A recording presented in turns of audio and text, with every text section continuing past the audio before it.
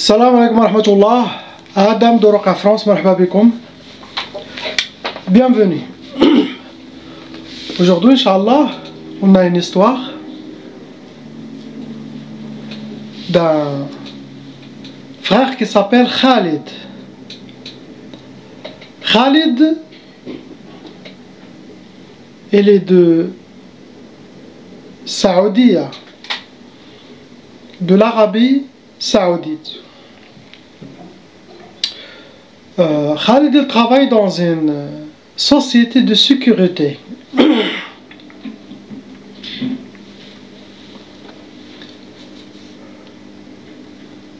Mais son salaire ne suffit pas. Presque il finit son mois avec ses factures comme la majorité des gens. Donc il voulait chercher un autre travail comme un deuxième travail aussi qui correspond aux horaires de son premier, pour ne pas, il ne veut pas démissionner sans trouver quelque chose d'autre. Il cherche, mais jusqu'à maintenant il n'a pas trouvé quelque chose comme deuxième travail en accordant de ses horaires. Il n'a pas pu trouver quelque chose.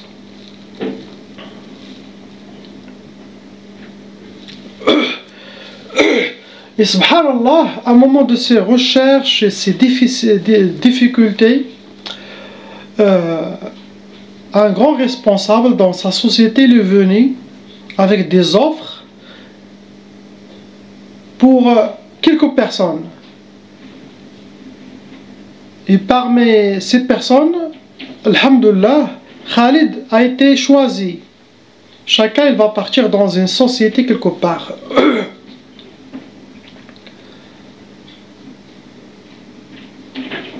Et Khalid, il a eu une offre très attractive, très bon salaire,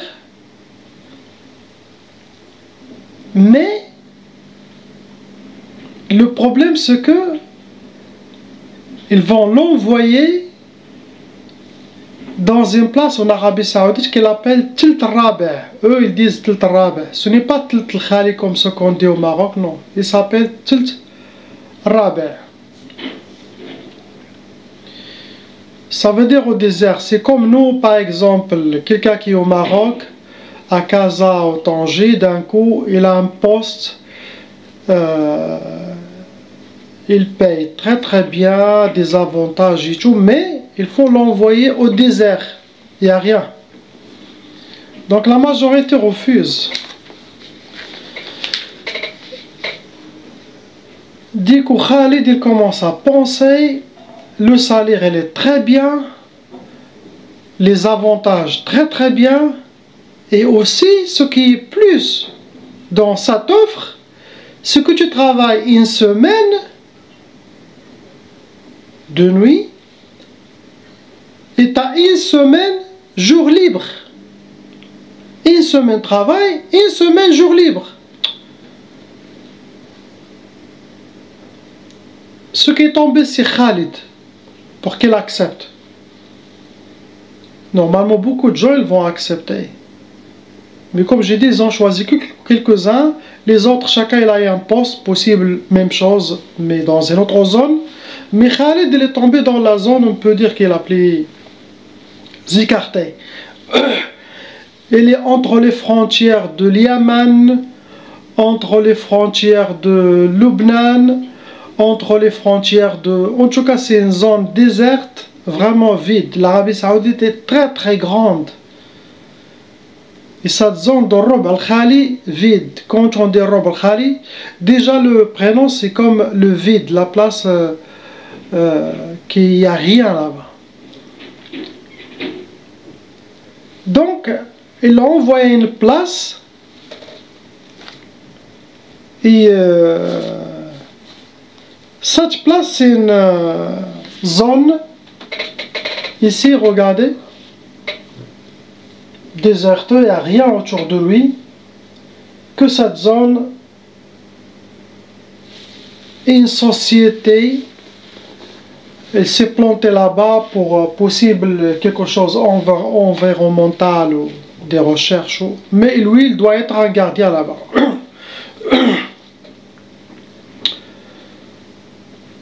Du coup, il a bien pensé, il a dit Bismillah, je m'en lance, je suis tout seul, je ne suis pas marié, j'ai encore de la force, je suis jeune, je vais aller là-bas, travailler quelque temps jusqu'à ramasser un peu d'argent, et là je peux voir si je change de travail ou je fais quelque chose une affaire à moi-même.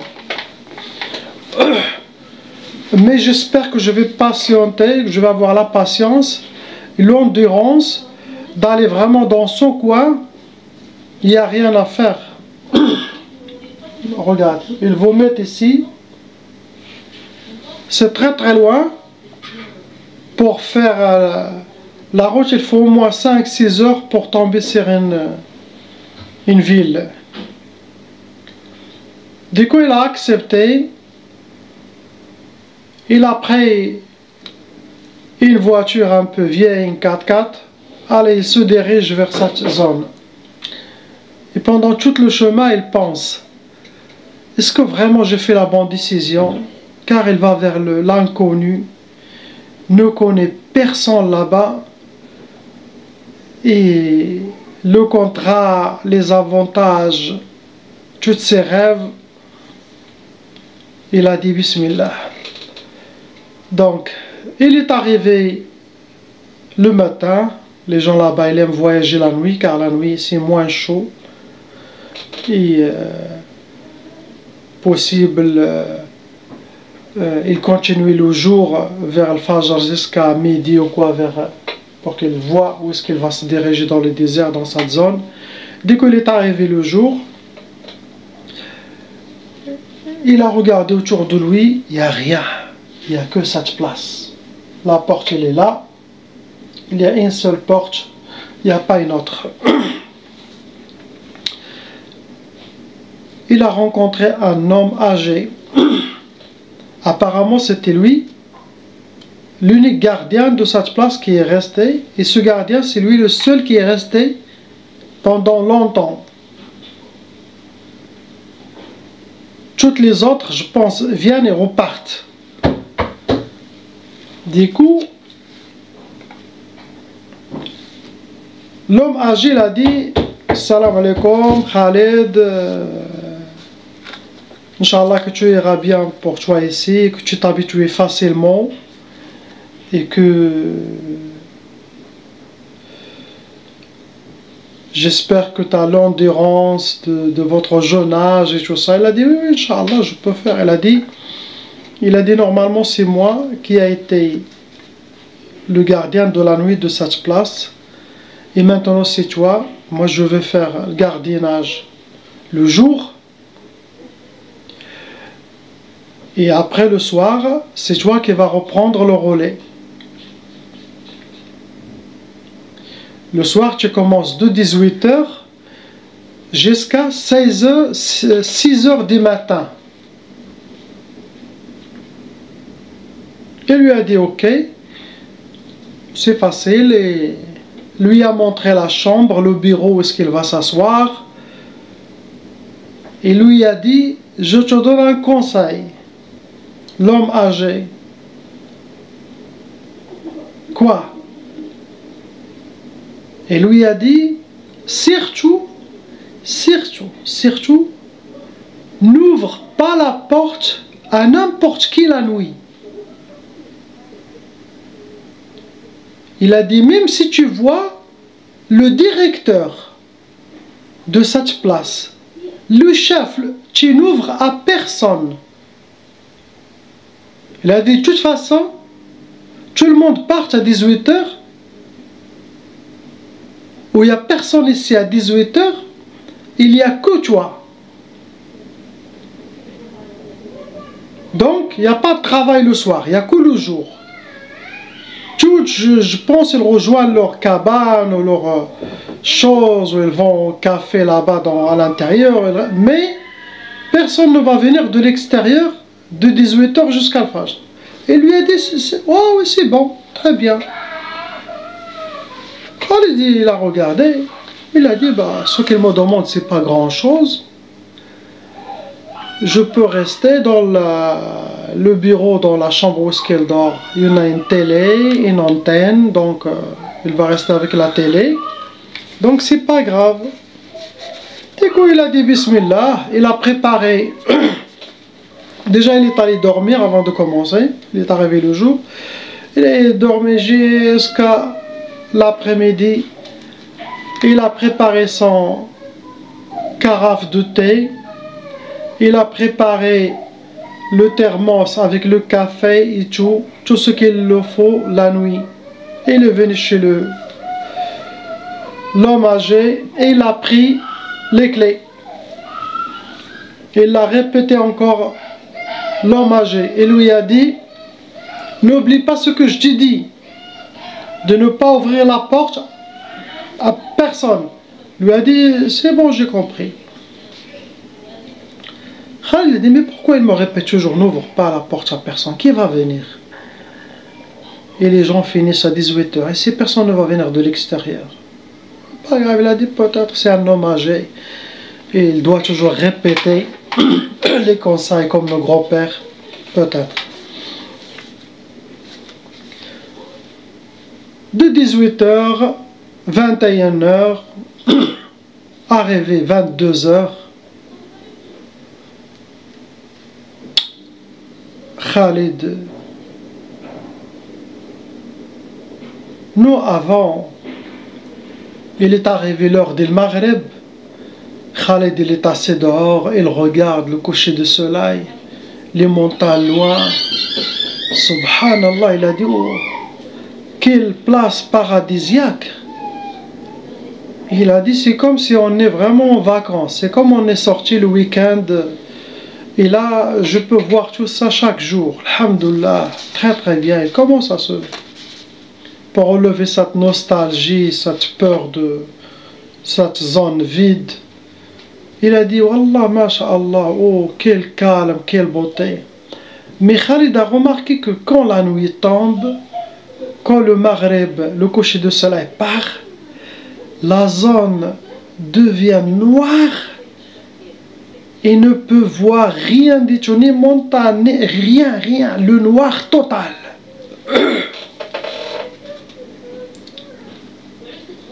Elle a commencé à avoir un peu peur parce que c'est la première fois. Il a dit, qu'est-ce que je vais faire? Je ne vais pas rester assis, je vais faire le tour. Toute l'intérieur, il marche. C'est très bien déjà la marche et tout ça, pour passer le temps et revenir à son poste. En continuant en marchant, Khalid commence à entendre des voix, mais très haut. Des voix. Plusieurs voix très haut. C'est comme il y a des gens qui parlent, mais ils sont là. Ils se tournent à droite, à gauche. Il n'y a personne. Il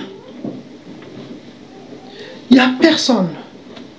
Cette place, elle est vide. Il n'y a personne.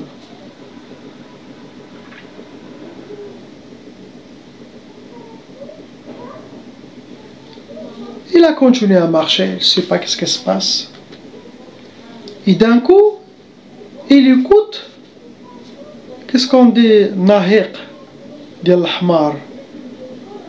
L'âne, quand il commence à crier, qu'est-ce qu'on dit ça? Vous écrivez en commentaire. Il écoute nahiq diyal l'ahmar, de l'âne, mais très très fort. Regarde, autour, à gauche.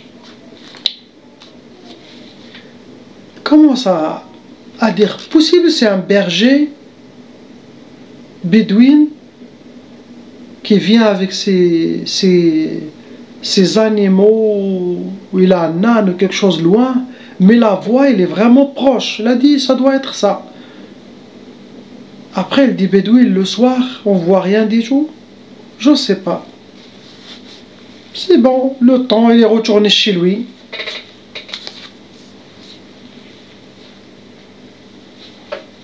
Il n'y a aucun problème. Il a repris .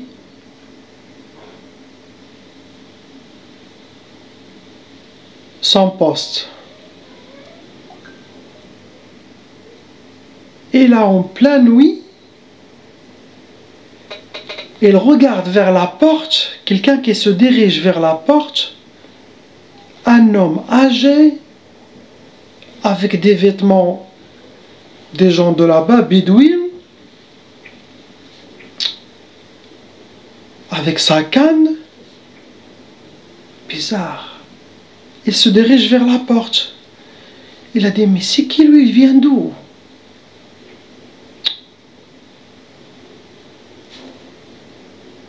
Il a oublié ce que l'homme lui a dit, l'ancien gardien, l'homme.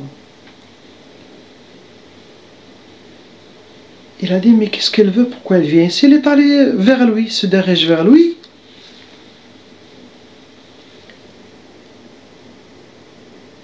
Salam alaikum. L'autre, wa alaikum salam.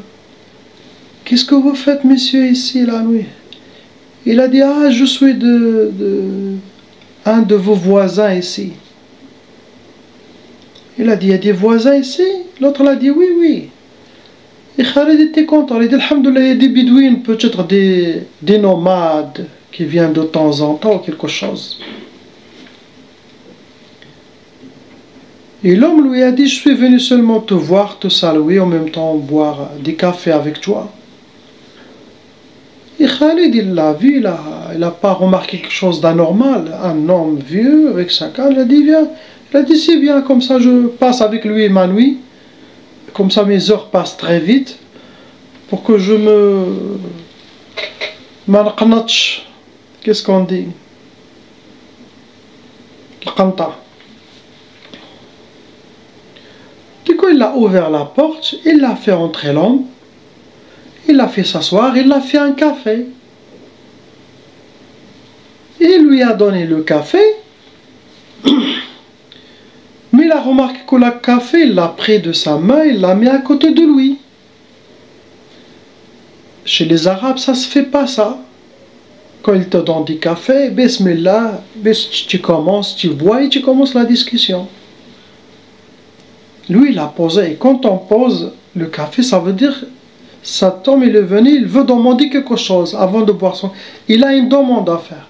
Du coup, Khalid, il le regarde, il attend s'il va...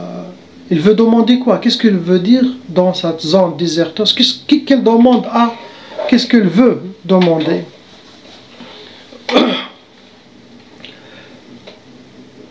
L'homme n'a rien demandé, mais il n'a pas bu le café. Et l'homme, il fait que poser des questions à Khalid. Tu viens d'où? Tu es nouveau ici? Tu vas rester? Et Khalid, il a dit normalement, ce n'est pas de mes habitudes de parler de mes choses personnelles ou ma vie personnelle. Il a dit avec lui que c'était comme j'étais, je sais pas. Il a dit, les questions qu'il me pose, je réponds. Et j'ai remarqué une chose, quand je parle de lui, il me pose une autre question, mais il ne me répond pas sur lui.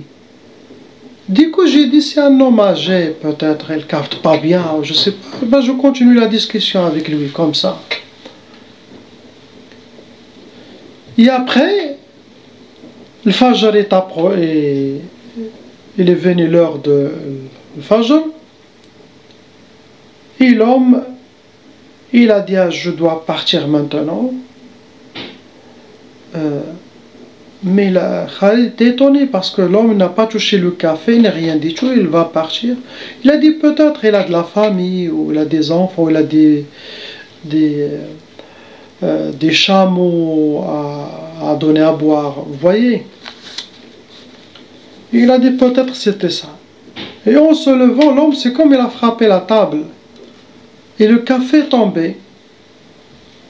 Et Khalid dit peut-être aussi il n'a pas fait exprès, mais c'est bizarre. Il voit que l'homme se dirige vers la porte et il est parti. Après il ne le voit plus.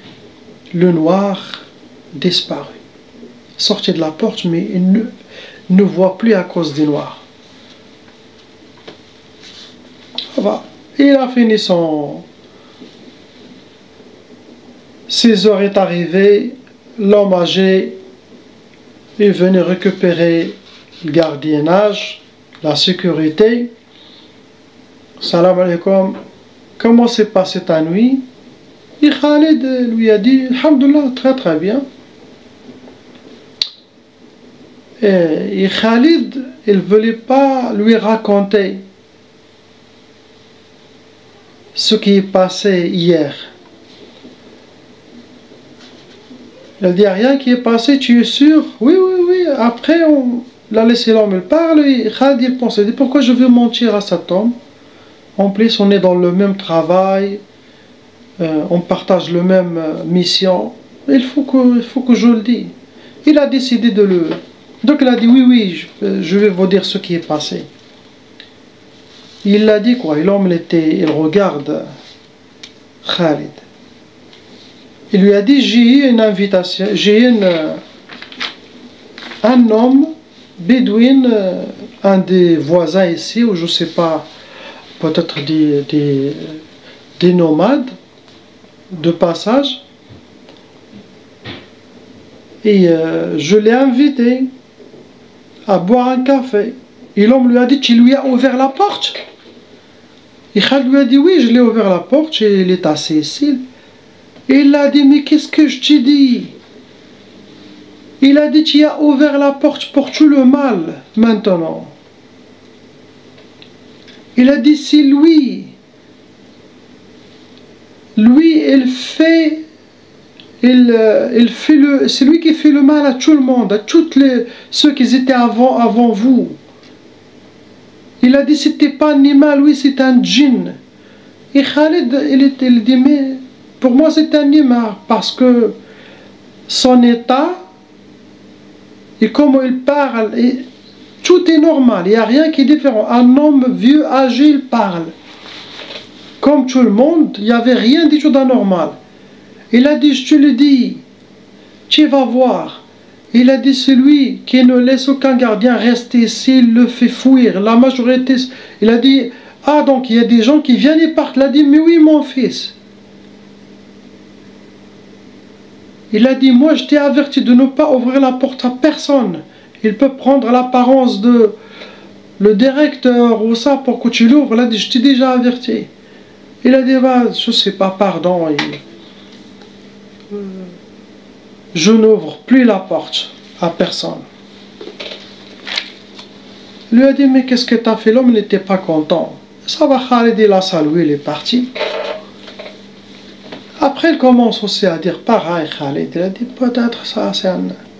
Ce gardien, il est homme âgé, je sais pas, il fait des films ou des choses. Pas grave. Le 12e jour, la 12e nuit, 18 h, il a repris les clés, pareil. Et l'autre lui a dit, c'est la dernière fois que je te rappelle, n'ouvre la porte à personne. Et Khalid lui a dit, ça va, t'inquiète pas, c'est la dernière fois. La nuit passe, le Maghreb, la beauté de le Maghreb aussi. Vers 22 h, 23 h, minuit, les choses commencent aussi. D'un coup, Khalid, il commence à entendre des pleurs d'une fille. Des pleurs. Il se tourne, il voit vraiment une petite fille, mais qui est à l'intérieur. Il a passé la porte.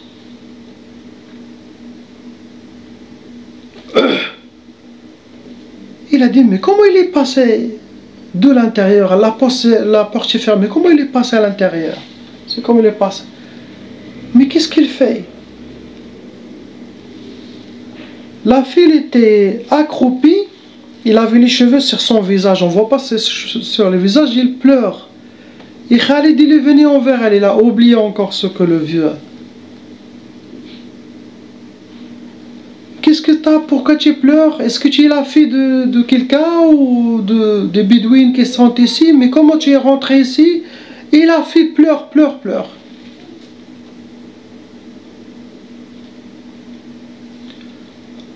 Après Khalid, il a entendu des autres bruits quelque part. Le temps qu'il tourne à regarder qu'est-ce qu'il y a là-bas, en retournant vers la fille, il a vu la fille n'est pas là, et un très grand chien noir qui le regarde méchamment est apparu devant lui, à la place de la fille.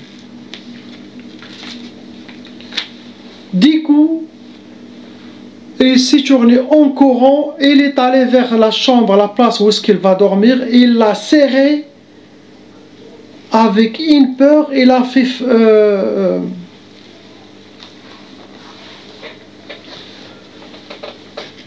il veut lire le Coran ou lire les protections. À cause de la peur, il ne mémorise plus rien. D'un coup, il regarde la porte, les frappes, mais très très fort, des frappes réelles. C'est comme il y a des gens derrière. Il a dit, mais qu'est-ce qu'il arrive ici? C'est quoi ça? Il a peur, augmente. Imaginez-vous, enfermé dans une place, en pleine nuit. Ce que l'autre gardien te dit, tout ça se passe dans sa tête. Est-ce que c'est vrai? Est-ce que ce sont des djinns? Les frappes, c'est très fort, stressant. Le cœur va s'arrêter à cause de tout ça. Après les frappes de porte, ce qui suit, c'est les pierres, des pierres qui frappaient la porte. Et là, Khalid, il a failli s'évanouir. Il commence à écrire Ya Allah, Ya Allah. Il cherche le commande, il fait la chaîne. Et après, tout ça pour trouver la chaîne du Coran, pour laisser le Coran, car le vieux monsieur, après les premiers faits qu'il y a eu, après qu'il a invité l'homme à boire le café, l'homme il l'a dit, je te conseille une chose. Si tu as peur, reste dans ce bureau, sa chambre, allez me faire laisser le Coran circuler, ne me l'arrête jamais. Il a dit ok. C'est ce qu'il a fait. Il a mis le Coran, les pierres, il commence à se jeter plus fort. Et les frappe plus fort encore. C'est comme une vraie attaque. Et Khalid, il crie la sueur et il ne sait pas qu'est-ce qui l'attend. C'est quoi qui est derrière cette porte? Des frappes bizarres. Jusqu'à qu'il est tombé par terre, il n'arrive pas à respirer, il dit Ya Allah, sauve-moi. Ya Allah, najjini. Ya Allah, najjini. Et là, les voix commencent à disparaître, les frappes se sont cessées, les pierres se sont arrêtées, mais il continue à regarder sous la porte. C'est comme des pas qui marchent. Quelqu'un qui marche a fait aller au retour. Il commence à récupérer un peu sa tête. Il commence à lire Ayat al-Kursi et des doigts et les choses commencent à partir. Il a passé une nuit d'horreur qu'il n'a jamais eu dans sa vie. Quand il est arrivé le temps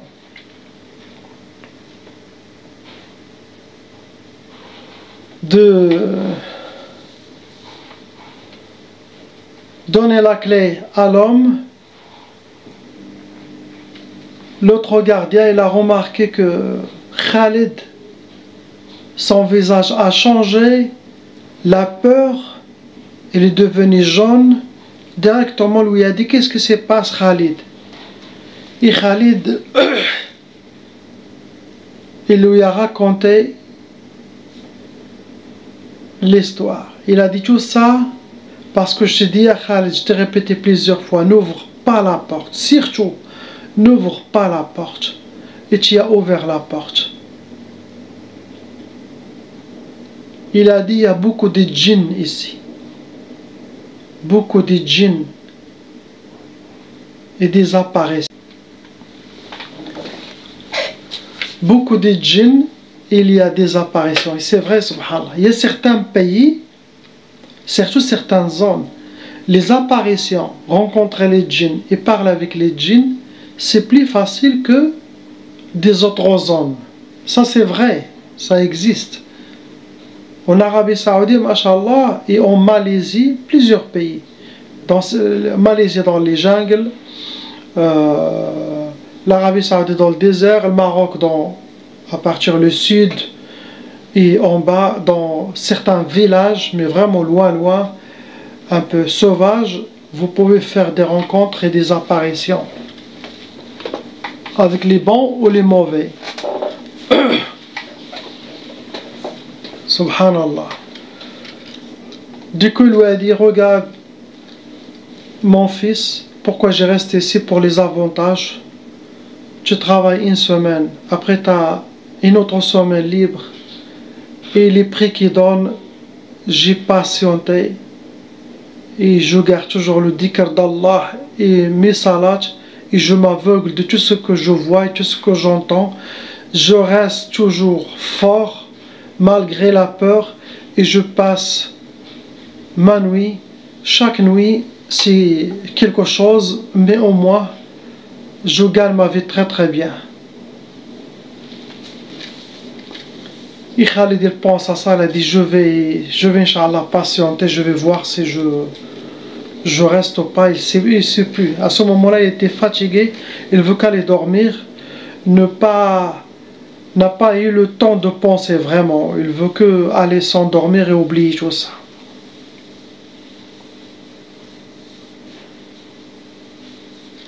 Il a vécu toute sa terreur jusqu'à Fajr.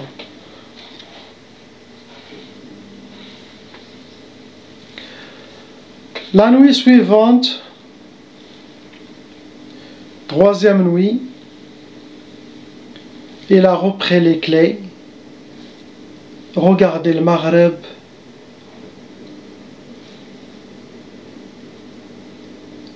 minuit, il commence à entendre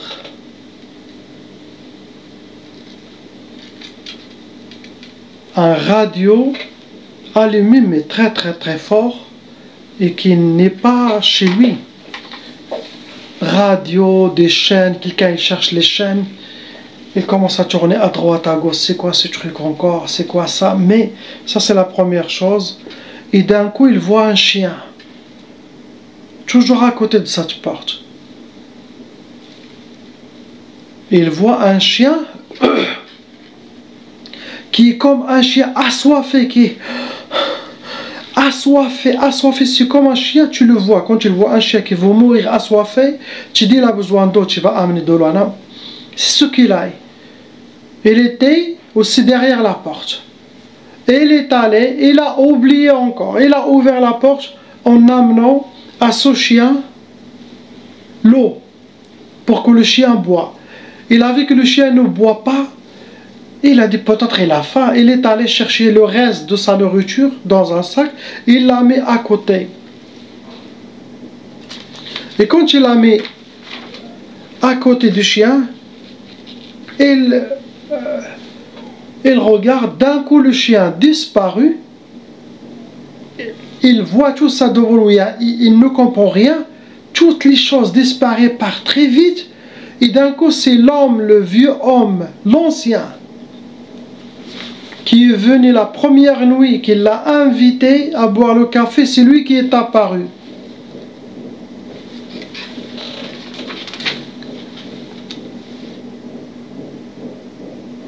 Il lui a dit,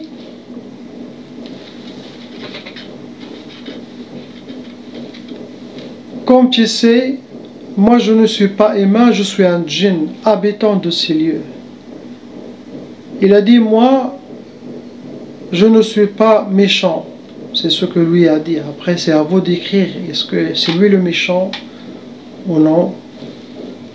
Il lui a dit, mais les autres habitants d'ici, ils veulent te faire du mal à toi. Et déjà, quand il est apparu l'homme, la première question qu'elle lui a posée, lui a dit, tu es encore là? À Khalid. Et après lui a dit, moi je suis quelqu'un de bien, mais il y a des autres djinns qui veulent te faire de mal.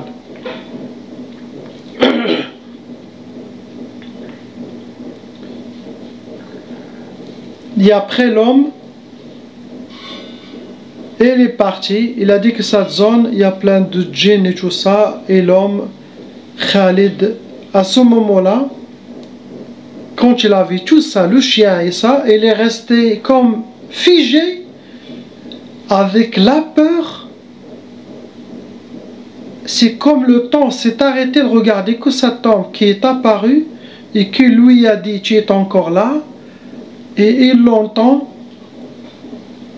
Il n'a pas répondu ni rien du tout, resté comme ça, fixé, figé, jusqu'à que l'homme il est parti, disparu, et il est retourné Khalid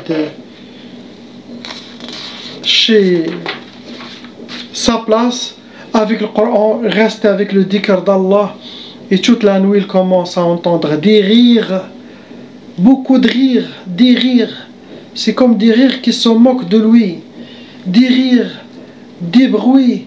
Il a passé pareil cette nuit jusqu'à le Fajr comme ça.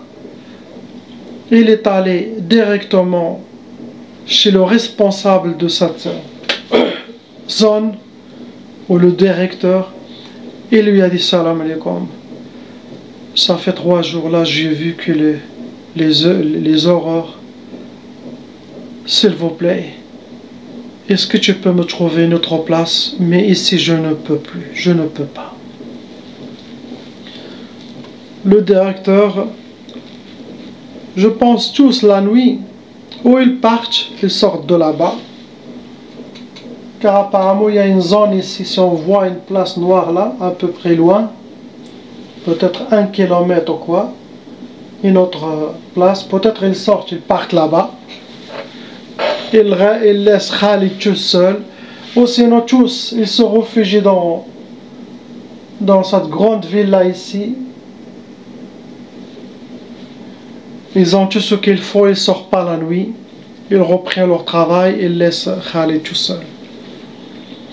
Il lui a dit, je vais voir votre cas, Inch'Allah, et directement, il a fait des appels, et Khalid, alhamdulillah, il a été renvoyé à son premier poste. Du coup, il n'a pas perdu cette porte, il n'a pas cette poste, il n'a pas démissionné, car il n'a pas où aller.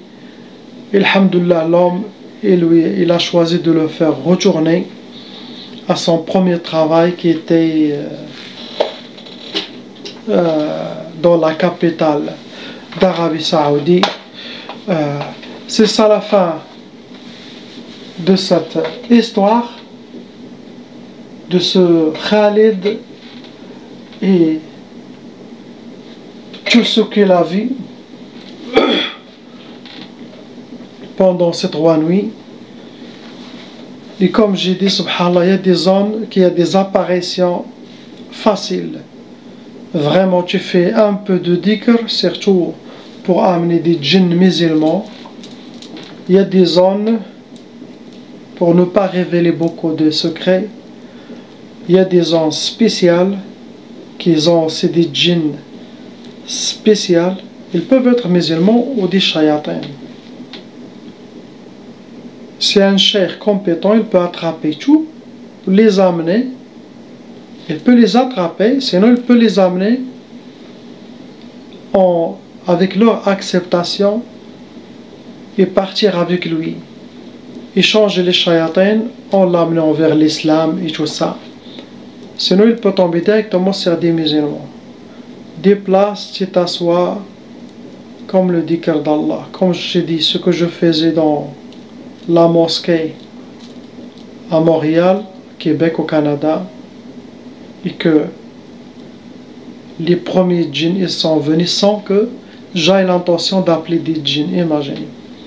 Donc le début de mon histoire, ça n'a jamais été moi qui amène, qui demande l'appel des djinns ou l'aide des djinns. C'est Allah subhanahu wa ta'ala qui a amené les choses envers l'abdulillah.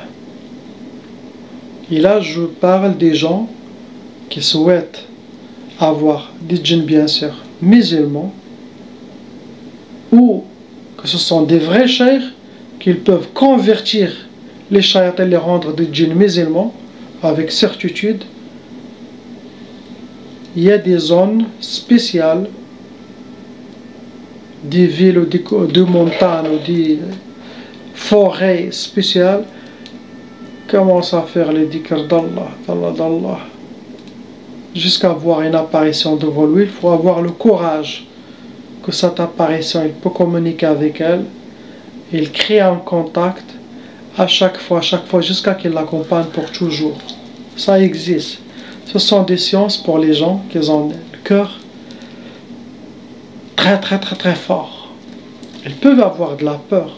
C'est normal, on est des humains. Mais contrôler sa peur et passer à l'autre étape. La deuxième étape, c'est les ouvertures, c'est les clés.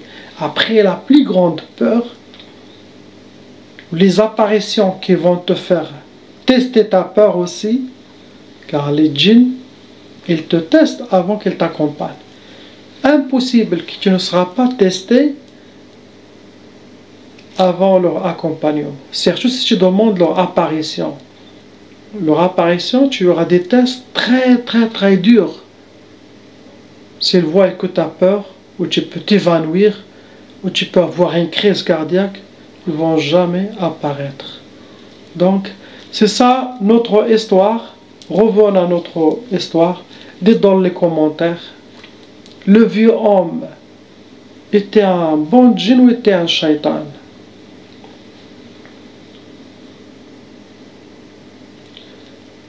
Et est-ce qu'il est musulman ou pas? Est-ce que vraiment c'est vrai ce qu'il a dit?